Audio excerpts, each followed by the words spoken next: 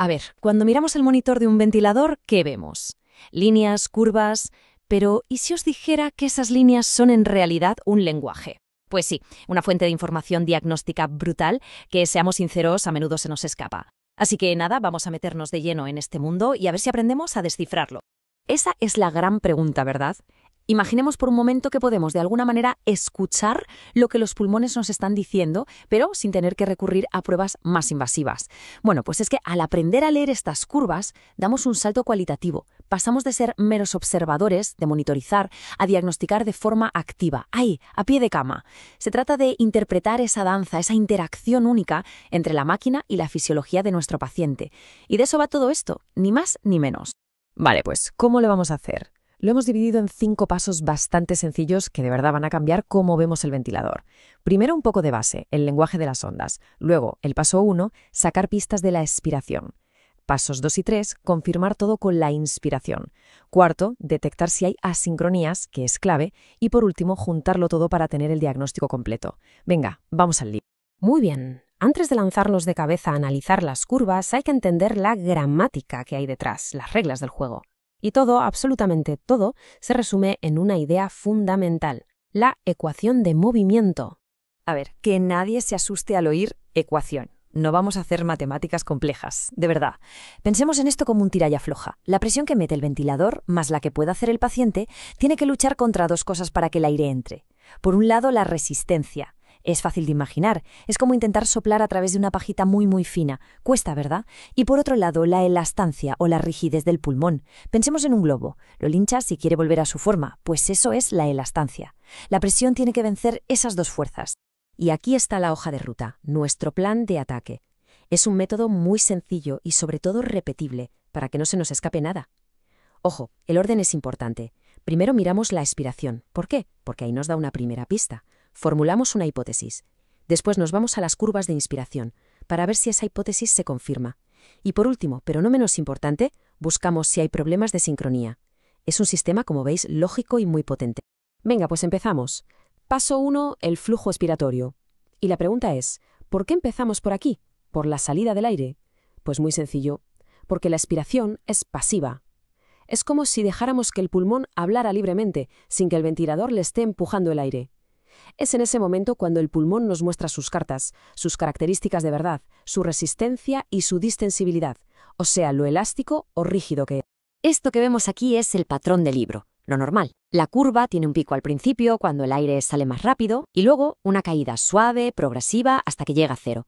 Es como un suspiro tranquilo y controlado. Importantísimo quedarse con esta imagen, porque esta es nuestra referencia, nuestro pulmón sano con el que vamos a comparar todo lo demás. Vale, ahora vamos a comparar. Mirad la diferencia, es que salta a la vista. A la derecha tenemos un caso de alta resistencia. Es como si el aire para salir tuviera que pasar por un cuello de botella, por un embudo. ¿Qué pasa? Pues que el pico de flujo, la velocidad máxima, es más baja y la curva se alarga. Tarda muchísimo más en llegar a cero. Al aire sencillamente le está costando un mundo salir. Entonces, en cuanto demos ese patrón de expiración alargada, se nos tienen que encender las alarmas. La cabeza tiene que irse directamente a pensar qué puede estar pasando. Un broncoespasmo, quizás un tapón de moco, necesita una aspiración o algo tan tonto como que el tubo endotraqueal esté acodado. La onda nos está gritando, literalmente. Oye, revisa las vías aéreas, algo está obstruyendo la salida. Es una señal de alarma que no podemos de ninguna manera pasar por alto. Ahora vamos al otro extremo. ¿Qué pasa si el problema no es de obstrucción, sino de rigidez? ¿Unos pulmones con baja distensibilidad? Pues mirad la curva. Es todo lo contrario.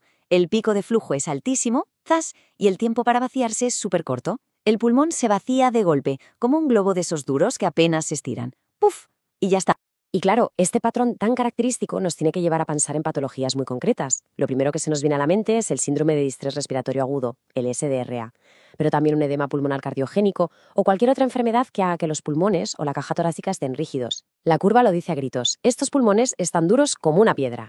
Y ojo con esto, porque es un hallazgo importantísimo, el autopip, o lo que es lo mismo, el atrapamiento aéreo. La señal visual no puede ser más clara. La curva de flujo expiratorio no llega a cero. Se corta antes de que empiece la siguiente inspiración. ¿Y eso qué significa? Pues que no ha dado tiempo a sacar todo el aire. Se está quedando aire atrapado dentro. Y esto no es ninguna tontería, porque ese aire atrapado aumenta la presión dentro de los pulmones y puede tener consecuencias serias, incluso a nivel hemodinámico. Perfecto, ya tenemos una hipótesis basada en la expiración.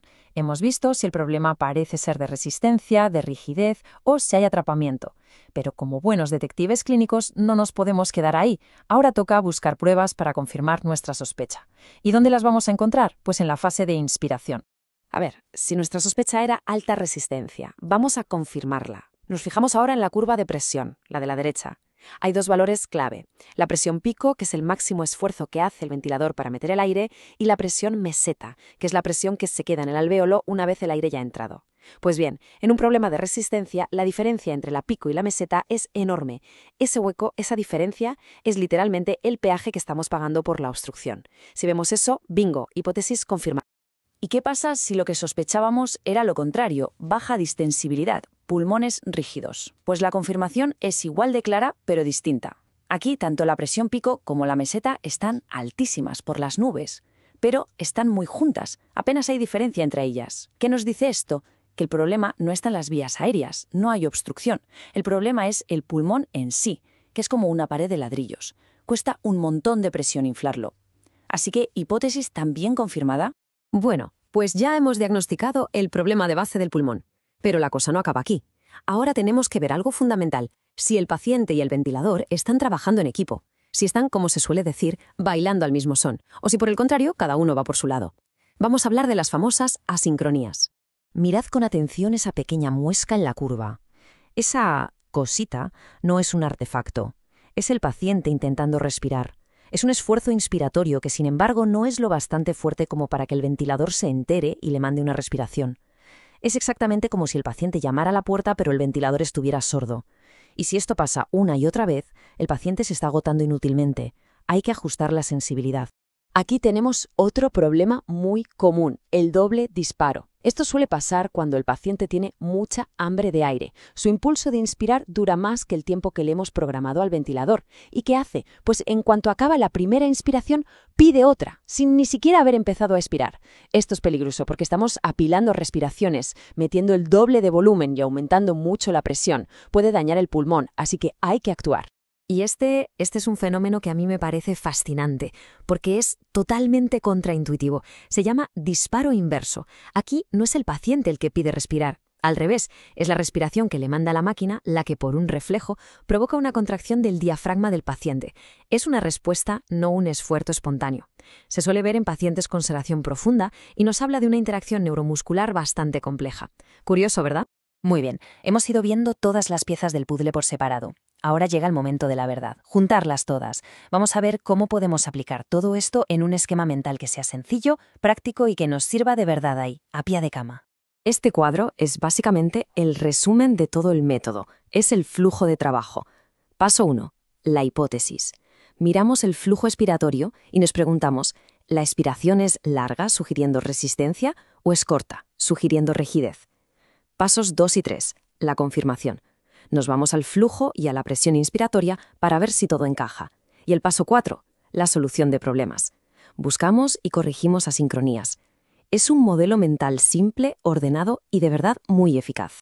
Al final, lo más importante de todo esto es el cambio de perspectiva. Hemos aprendido a traducir esas líneas que suben y bajan en la pantalla, que a veces parecen abstractas, en una evaluación real y directa de lo que le está pasando al paciente. Ya no vemos solo líneas, vemos una historia clínica que se está desarrollando en tiempo real. Y todo esto, lo más potente, es que lo hacemos sin movernos de al lado del paciente. Y que conste que esto no es algo que nos hayamos inventado ahora. Como bien dicen los autores del artículo que hemos estado analizando, Flynn y sus colaboradores, las ondas del ventilador son una fuente de información fisiológica increíblemente rica.